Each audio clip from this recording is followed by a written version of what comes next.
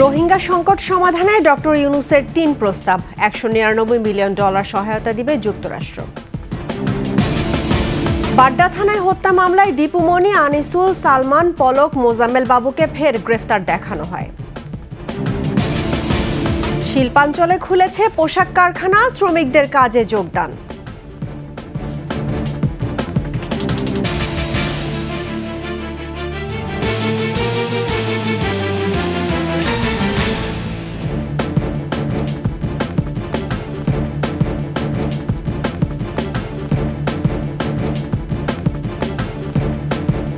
শুনছিলেন first security ইসলামী bank PLC সংবাদ শিরোনাম। আমন্ত্রণ দুপুরের ২১ সংবাদে, আপনাদের সঙ্গে আছি রাহনুমা রাহি। দর্শক, ২১ টেলিভিশনের সংবাদ একই সাথে সরাসরি দেখতে পাবেন আমাদের ফেসবুক পেজ www.facebook.com/2124 অনলাইনে। এছাড়া সাবস্ক্রাইব করতে পারেন www.youtube.com/21ETV চ্যানেলে। রোহিঙ্গা সংকটের রাজনৈতিক সমাধান চান অন্তর্বর্তী সরকারের প্রধান উপদেষ্টা অধ্যাপক ডক্টর মোহাম্মদ ইউনূস।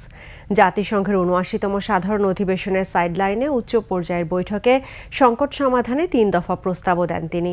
বলেন, ৭ বছর ধরে ১২ লাখেরও বেশি রোহিঙ্গার ভরণ পোষণের সামাজিক, অর্থনৈতিক ও পরিবেশগত ক্ষতি বিবেচনায় বাংলাদেশ এখন শেষ সীমায় পৌঁছে গেছে। নিরাপদ প্রত্যাবাসনই একমাত্র সমাধান বলে জানান তিনি। আঞ্চলিক ও আন্তর্জাতিক পর্যায়ে উদ্যোগ জরুরি বলছে মানবাধিকার কাউন্সিল। রিপোর্টে বাকিটা জানাচ্ছেন দুলি মল্লিক। কক্সবাজারের উখিয়ায় ৭ বছর ধরে ১২ লাখেরও বেশি রোহিঙ্গার ভরণ পোষণ করে যাচ্ছে বাংলাদেশ। প্রতি বছর শরণার্থী শিবিরে জন্ম নিচ্ছে ৩২,০০০ শিশু। আর সম্প্রতি মিয়ানমারে সেনাবাহিনী ও বিদ্রোহী গোষ্ঠীর মধ্যে সংঘাতের জেরে আরও অন্তত ২০,০০০ রোহিঙ্গা বাংলাদেশে প্রবেশ করেছে। এই বিপুল সংখ্যক রোহিঙ্গা বাংলাদেশে শুধু সামাজিক, অর্থনৈতিক ও পরিবেশগত চাপই তৈরি করছে না, নিরাপত্তার ঝুঁকিও বাড়াচ্ছে। জাতিসংঘের ৭৯তম সাধারণ পরিষদের অধিবেশনের সাইডলাইনে রোহিঙ্গা সংকট নিয়ে উচ্চ পর্যায়ের বৈঠকে এমনটাই জানান অন্তর্বর্তী সরকারের প্রধান উপদেষ্টা doctor Mohammad Yunus.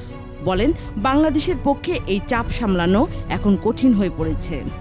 These culminate in a series of traditional and non-traditional security risks for us. Much of our own development gains are at stake. Clearly, Bangladesh has reached her limits. একই সঙ্গে সংকটের মূল সমস্যার সমাধান না হলে কোনো উদ্যোগই কাজে আসবে না বলেও আন্তর্জাতিক মহলকে সতর্ক করেন তিনি। As much as Bangladesh engages on humanitarian aspects or ensuring justice, repatriation of the Rohingyas remain the only sustainable solution to the protracted crisis. বৈঠকে কি নোট স্পিকার হিসেবে ৩টি প্রস্তাবনা তুলে ধরেন ডক্টর ইউনূস। এর মধ্যে রয়েছে কার্যকরী পন্থা নির্ধারণে জাতিসংঘ মহাসচিবকে দ্রুত সম্মেলনের আয়োজন করা, জয়েন্ট রেসপন্স প্ল্যানকে আরও বেগবান করা ও রোহিঙ্গা গণহত্যার বিচার। বলেন, সামরিক জান্তাকে জবাবদিহিতার আওতায় আনলেই মিয়ানমারে দীর্ঘমেয়াদী শান্তি ও নিরাপত্তা প্রতিষ্ঠা সম্ভব। এদিকে জেনেভায় জাতিসংঘের মানবাধিকার কাউন্সিলও মিয়ানমার পরিস্থিতি নিয়ে ব্রিফ করে, জানায় জান্তা ও বিদ্রোহী গোষ্ঠীর মধ্যে পড়ে রোহিঙ্গারা আবারও নৃশংসতার শিকার হলেও আন্তর্জাতিক মহলের সেদিকে নজর নেই। Possible reoccurrence of atrocities against Rohingya caught between the Arakan army, which is forcing them to flee their homes, and the military. তবে ইতিবাচক দিক হলো বাংলাদেশে রোহিঙ্গাদের জন্য নতুন করে $19,90,00,000 মানবিক সহায়তা ঘোষণা করেছে যুক্তরাষ্ট্র। দুলি মল্লিক, ডেস্ক রিপোর্ট, ২১ টেলিভিশন। এদিকে যুক্তরাষ্ট্রের সাবেক প্রেসিডেন্ট বিল ক্লিন্টনের সঙ্গে কুশল বিনিময় করেছেন বাংলাদেশের অন্তর্বর্তী সরকারের প্রধান উপদেষ্টা অধ্যাপক ডক্টর মোহাম্মদ ইউনূস। মঙ্গলবার ক্লিন্টন গ্লোবাল ইনিশিয়েটিভের এক অনুষ্ঠানে তাদের সাক্ষাৎ হয়। পরে প্রধান উপদেষ্টা জুলাই বিপ্লব ও বাংলাদেশের শিক্ষার্থীদের আঁকা দেয়াল চিত্রের ছবি সম্বলিত দ্য আর্ট অফ ট্রায়াম্ফ শীর্ষক আর্ট বুক বিল ক্লিন্টনকে উপহার দেন।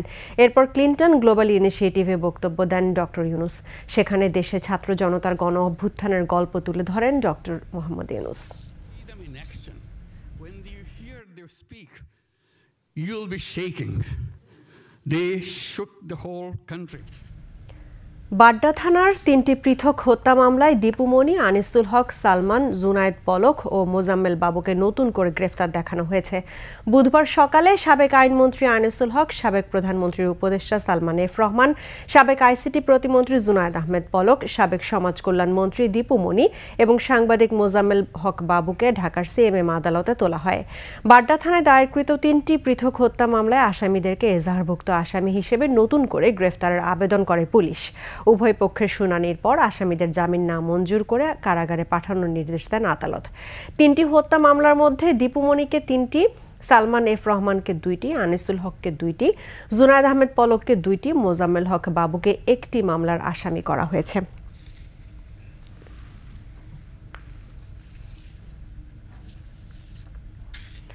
কদিন টানা বিক্ষোভ আর অসন্তোষের পর স্বাভাবিক হয়েছে দেশের পোশাক তৈরি কারখানা। সকাল থেকে কাজে যোগ দিয়েছেন শ্রমিকরা, উৎপাদনও শুরু হয়েছে পুরো দমে। তবে কাঁচামাল সংকটে আশুলিয়ায় বন্ধ রয়েছে কয়েকটি কারখানা। প্রতিনিধিদের তথ্যচিত্রে বিস্তারিত ডেস্ক রিপোর্টে।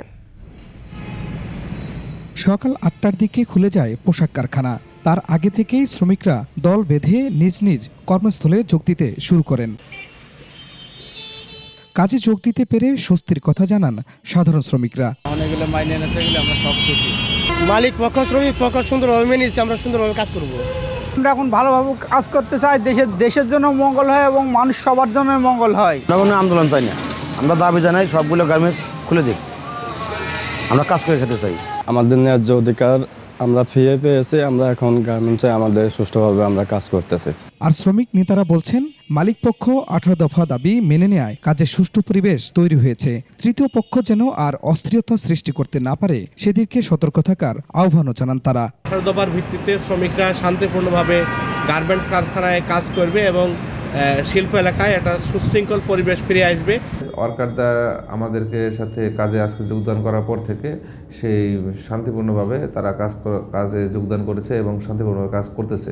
শিল্প কারখানা এলাকার পরিবেশ স্বাভাবিক রাখতে কাজ করছে শিল্প পুলিশ ও সেনাবাহিনী। সবার সাথে আমরা যোগাযোগ করে তাদের সাথে কথা বলে আমরা এগুলি খোলার জন্য আহ্বান জানাইছি এবং তারা যেন দ্রুত করে দেয়, আমরা সেই ব্যাপারে তৎপর আছি। এদিকে আশুলিয়ায় কাঁচামাল সংকটের কারণ দেখে বন্ধ রাখা হয়েছে 14টি কারখানা। সাধারণ ছুটি ঘোষণা করা হয়েছে 5টিতে। খুরশিদ আলম মুকুল, ডেস্ক রিপোর্ট, 21 টেলিভিশন। কক্সবাজারের চকরিয়ায় ডাকাত প্রতিরোধ অভিযানে সেনা কর্মকর্তা তানজিম সারোয়ার নিহতের ঘটনায় শোক প্রকাশ করেছেন প্রধান উপদেষ্টা ডক্টর মাহমুদ ইউনুস। একই সাথে নিহতের পরিবারের সদস্যদের প্রতি সমবেদনা জানান প্রধান উপদেষ্টা। তিনি বলেন, বাংলাদেশের শান্তি, শৃঙ্খলা ও সার্বভৌমত্ব রক্ষার অতন্দ্র প্রহরী এই তরুণ ও মেধাবী কর্মকর্তা মানুষের জানমাল রক্ষার্থে নিজের জীবনকে উৎসর্গ করেছেন। তার এই আত্মত্যাগ একটি সুখী ও সমৃদ্ধ ভবিষ্যৎ বাংলাদেশ বিনির্মাণের ক্ষেত্রে প্রেরণার উৎস হয়ে থাকবে। মঙ্গলবার ভোরে রামু সম্মিলিত সামরিক হাসপাতালে শেষ নিঃশ্বাস ত্যাগ করেন সেনা কর্মকর্তা তানজিম। আর এরই সঙ্গে শেষ করছি দুপুরের 21 সংবাদ। তবে যাবার আগে ফার্স্ট সিকিউরিটি ইসলামী ব্যাংক পিএলসি সংবাদ শিরোনামগুলো জানাবো আরও একবার। রোহিঙ্গা সংকট সমাধানে ডক্টর ইউনূসের 3 প্রস্তাব, $199 মিলিয়ন সহায়তা দিবে যুক্তরাষ্ট্র। বাড্ডা থানায় হত্যা মামলায় দীপুমণি, আনিসুল, সালমান, পলক, মোজাম্মেল বাবুকে ফের গ্রেফতার দেখানো হয়। শিল্পাঞ্চলে খুলেছে পোশাক কারখানা, শ্রমিকদের কাজে যোগদান।